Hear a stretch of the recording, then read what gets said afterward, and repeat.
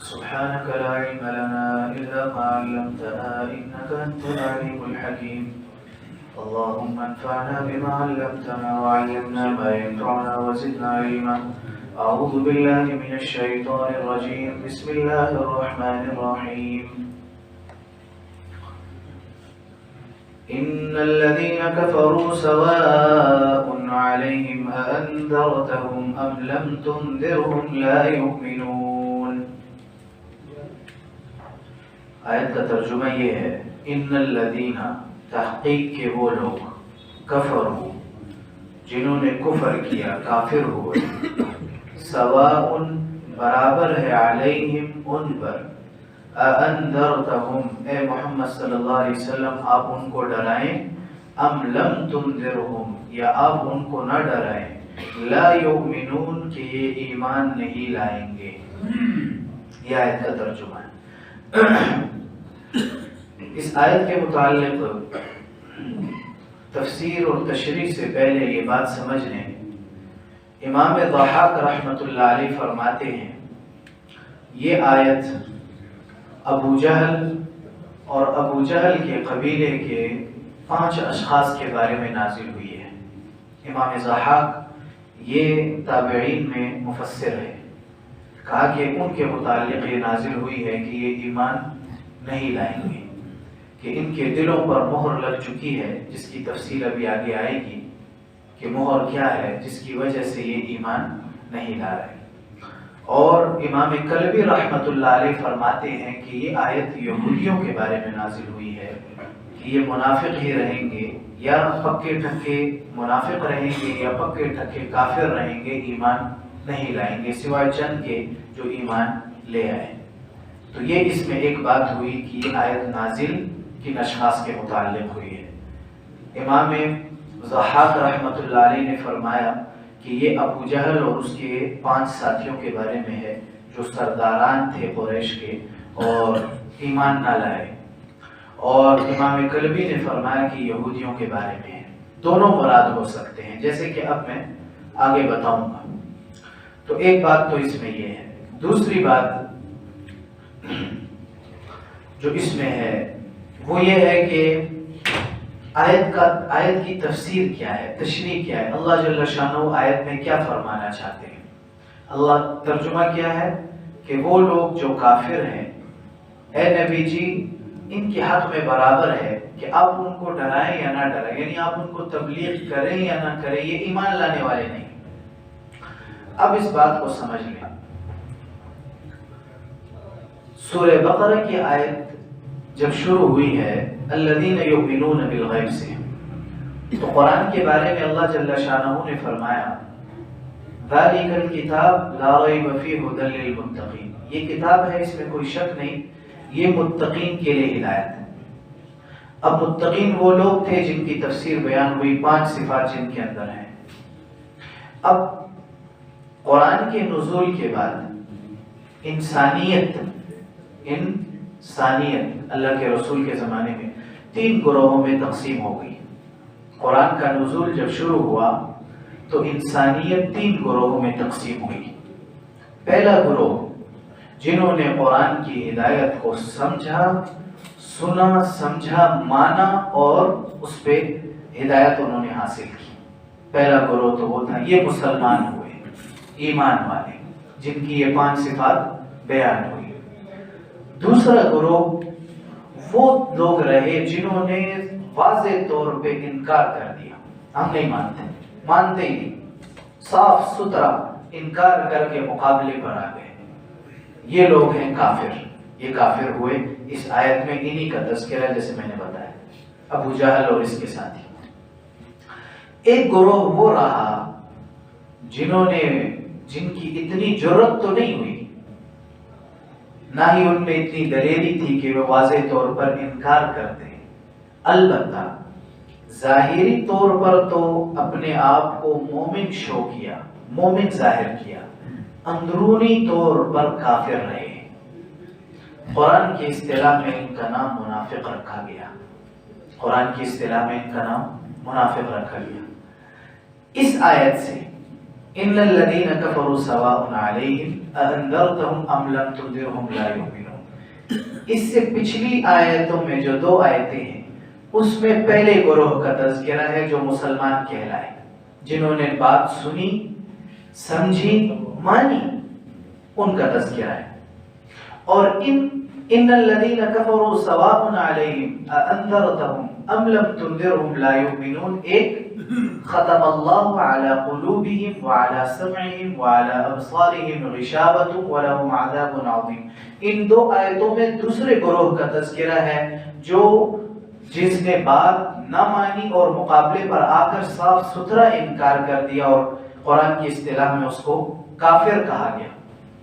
ان 2 آیتوں میں کفار کا تذکرہ ہے۔ اس کے بعد 13 آیتوں میں تیسرے گروہ کا تذکرہ ہے جس کا نام منافق قرآن نے رکھا، اور یہ وہ لوگ تھے جو ظاہراً تو اپنے آپ کو مسلمان ظاہر کرتے تھے لیکن اندرونی طور پر کافر تھے۔ اور عموماً ان میں یہ وہ لوگ تھے جو مدینہ کے یہودی تھے، یہ وہ تھے۔ اللہ کے رسول صلی اللہ علیہ وسلم کو حضرت عبداللہ ابن عباس رضی اللہ عنہ کی ایک روایت ہے کہ اللہ کے رسول صلی اللہ علیہ وسلم کو اللہ جل شانہ نے 70 منافقین کے نام مع ان کی ولدیت کے بتلا دیے تھے۔ 70 منافقین کے نام مع ان کی ولدیت کے کہ فلاں کا بیٹا منافق ہے، لیکن اللہ کے رسول صلی اللہ علیہ وسلم نے اپنی رحمت کے پیش نظر جو رحمت للعالمین تھے پوری زندگی ان پر ظاہر نہ ہونے دیا کہ مجھے پتا ہے کہ تم منافق ہو، حتیٰ کہ کیا بتلائیں جناب رسول اللہ صلی اللہ علیہ وسلم کی شان۔ غزوہ مریسیہ، اس کا نام غزوہ بنو مستلق بھی ہے۔ یہ جب غزوہ قبیلہ حضرت جویریہ رضی اللہ عنہ ام المومنین ہیں، ان کے والد حارث بن زرار بن حارث، انہوں نے ارادہ کیا کہ اللہ کے رسول اور صحابہ پر حملہ کرتے ہیں۔ اللہ کے رسول کو خبر ہوئی، خود حملے کے لیے تشریف لے گئے، صحابہ ساتھ تھے۔ واپسی میں جنگ ہوئی، کئی جو ہے اللہ جل شانہ نے فتح بھی دی۔ حضرت جویریہ اور دیگر تقریباً 100 کی تعداد میں باندیاں اور غلام بن کر آئے۔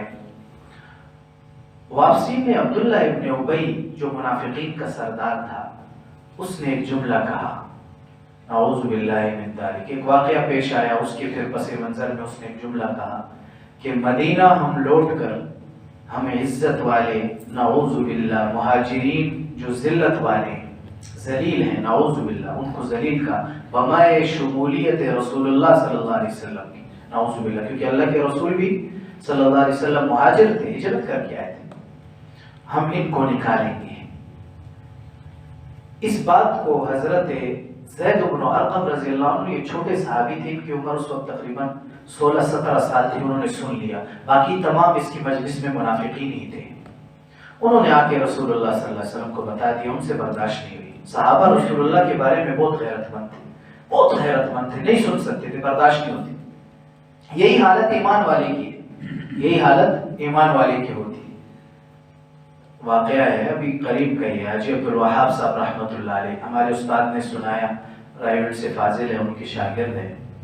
حضرت نے فرمایا کہ ایک مرتبہ جا رہے تھے بس پہ، تو بس کی چھت پر بیٹھے تھے، جگہ نہیں تھی نیچے، تو ساتھ ایک بندہ بیٹھا تھا، داعی تھے، اللہ کی طرف بلاتے تھے، تو ہر ایک سے بات کرتے تھے۔ اس سے سلام کیا، پوچھا حال احوال، جب یہ وہ لمبی بات، تو کہا کہ اس نے حضرت مولانا عبدالرحمن صاحب رحمۃ اللہ علیہ، وہ بھی فوت ہو گئے، وہ ساتھ تھے، یہ رائیوڈ کے اساتذہ میں سے بڑے عالم تھے، بڑے اللہ والے تھے، تو قابل آدمی تھے، بہت قابل آدمی تھے، ہمارے اساتذہ میں بھی الحمدللہ، ہم نے ان سے کتابیں پڑھی، تو وہ ساتھ تھے۔ فرمایا کہ حاجی صاحب، اس بندے نے حضرت معاویہ رضی اللہ عنہ کے بارے میں گستاخی کر دی، اور حافظی تھا، شاید شیعہ تھا، گستاخی کی، کہا کہ برداشت نہ ہوا، اس کو یہاں سے پکڑا اور جھنجھوڑا، قریب تھا کہ اس کو بس سے نیچے گرا دے۔ میں نے کہا حضرت جب تھوڑا میں نے روکا، تسلی دلائی، برداشت کروایا، جب غصہ کچھ ٹھنڈا ہوا میں نے کہا حضرت ہمارے کام کا تو مزاج یہ نہیں ہے، دعوت تو ایسے نہیں دیتے، تبلیغ تو ایسے نہیں کرتے، آپ ہی ہمیں بدل۔ کہا عبد الرحمن اللہ کی قسم جب اس نے گستاخی کی مجھ سے برداشت نہ ہوا، مجھ سے برداشت نہ ہوا۔ یہ آخری صدی کے لوگ ہیں، ابھی قریب کی صدی کے لوگ ہیں، تو صحابہ تو اللہ کے رسول کی مجلس یافتہ تھے، صحبت یافتہ تھے، ان سے کہاں سے برداشت ہوتا کہ ایک منافق یہ کہے کہ میں ذلت والوں کو جس میں نعوذ باللہ اللہ کے رسول صلی اللہ علیہ وسلم کو بھی شامل کرے کہ میں نکالوں گا۔ تو کہا کہ یہ اٹھ کے آگے اللہ کے رسول کو بتایا، یا رسول اللہ اس نے یہ بات کیا۔ حضرت عمر فاروق رضی اللہ عنہ کھڑے ہو گئے، یا رسول اللہ اجازت دے اس کی گردن قلم کرو۔ میں بتلانا یہ چاہتا ہوں کہ اللہ کے رسول منافقین کے بارے میں بھی نرم تھے۔ زید بن ارقم کی بات نہ مانی کہ ہو سکتا ہے 3 مرتبہ کا زید، ہو سکتا ہے کہ اس نے کچھ اور کہا ہو سکتا ہے تم نہ سمجھ سکے ہو۔ کہا نہیں یا رسول اللہ یہی جملے کہے ہیں، یہی بات کہی ہے۔ حضرت تم پھر حتیٰ کہ زید بن ارقم کی بات کو اللہ کے رسول نے چھوڑ دیا اور عبداللہ ابن ابی کو بلایا، جب سب کو روانہ کر دیا لشکر کو، اس کو بلایا، کہا تو نے بات کہی ہے، اس نے جھوٹی قسمیں کھائی، میں نے نہیں کہی ہے۔ کہا ٹھیک ہے روانہ کر۔ تو منافقین کی حالات کے پتہ ہونے کے باوجود جناب رسول اللہ صلی اللہ علیہ وسلم رحمۃ للعالمین نرمی کا، تو کہا کہ بدلہ میں یہ رہا تھا کہ اگلی 13 آیتوں میں ان منافقین کے تذکرے ہیں، ان منافقین کی حالت بیان ہوئی ہے۔ تو خلاصہ سبق کا یہ ہے کہ آیت نازل ہوئی ہے، امام ضحاک فرماتے ہیں کہ ابو جہل اور اس کے 5 ساتھیوں کے بارے میں، اور امام کلبی نے فرمایا کہ یہود کے بارے میں نازل ہوئی۔ خلاصہ یہ رہا کہ پچھلی 2 آیتیں الذین یؤمنون بالغیب ویقیمون الصلاۃ ومما رزقناہم ينفقون والذین یؤمنون بما انزل الیک وما انزل من قبلک وبالآخرۃ هم یوقنون۔ یہ تو اس گروہ کے بارے میں ہے جس نے بات سنی، مانی اور اپنا سب کچھ لٹا دیا، مسلمان ہو گئے۔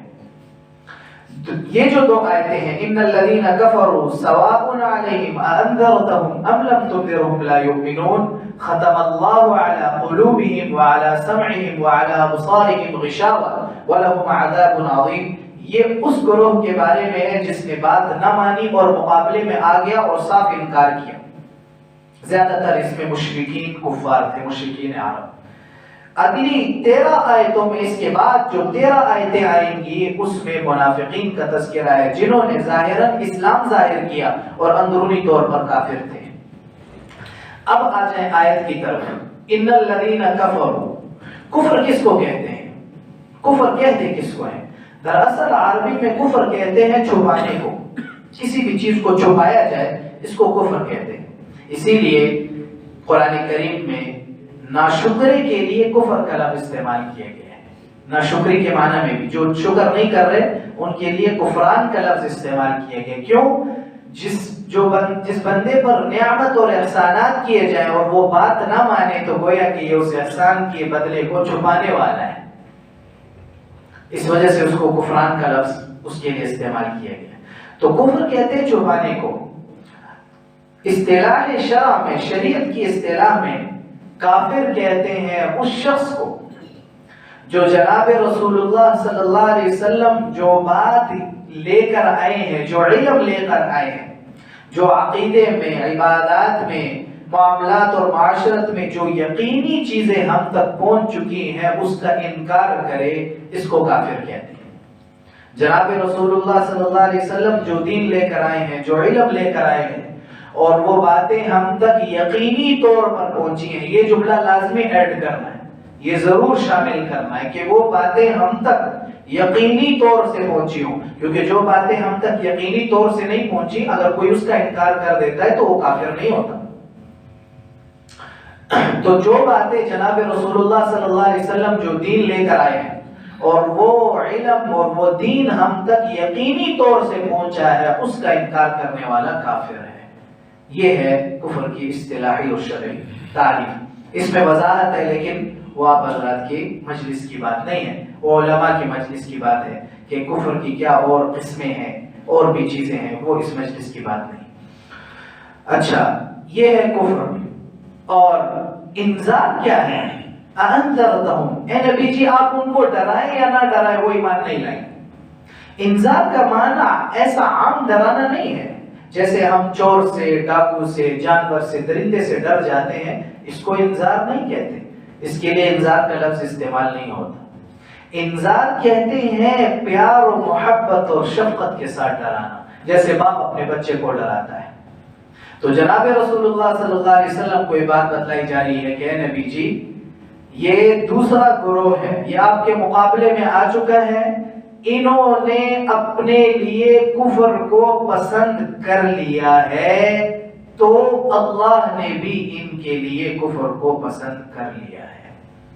ये जुमला याद रखें, आगे इसकी वजाहत दूंगा और इससे आपको बहुत सी बातें समझ भी आएंगी कि जब इन लोगों ने अपने लिए कुफर का रास्ता इख्तियार किया तो अल्लाह जल्ल शानहू ने भी इनके लिए कुफर के रास्ते को हमवार कर दिया।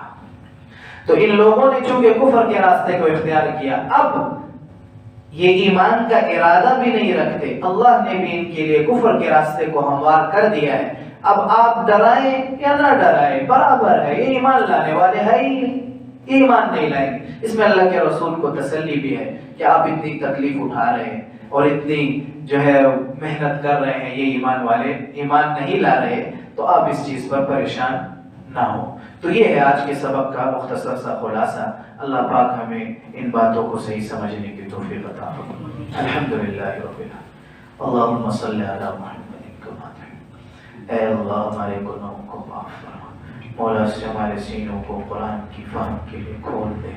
ऐ अल्लाह इस दर्स को मेरी औलाद, मेरी क़यामत तक आने वाली नस्लें, हाज़रीन इनकी औलादें, इनकी क़यामत तक आने वाली नस्लें, पूरी इंसानियत के लिए, पूरी दुनिया के लिए हिदायत का ज़रिया बना। ऐ अल्लाह कुरान को हमारे हक़ में सिफारिशी बनाना, ऐ अल्लाह इसको हमारे ऊपर इल्ज़ाम और हुज्जत न बनाना। ऐ अल्लाह इसके हुकूक की अदायगी की तौफीक दे दे। मौला करीम कमी कोताही माफ़ फरमा दे।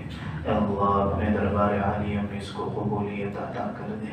ऐ मेरे मौला अदब व आदब सिखला दे, महरूमी से बचाना, महरूमी के असबाब से बचाना। वसल्लल्लाहु तबारक व तआला आमीन।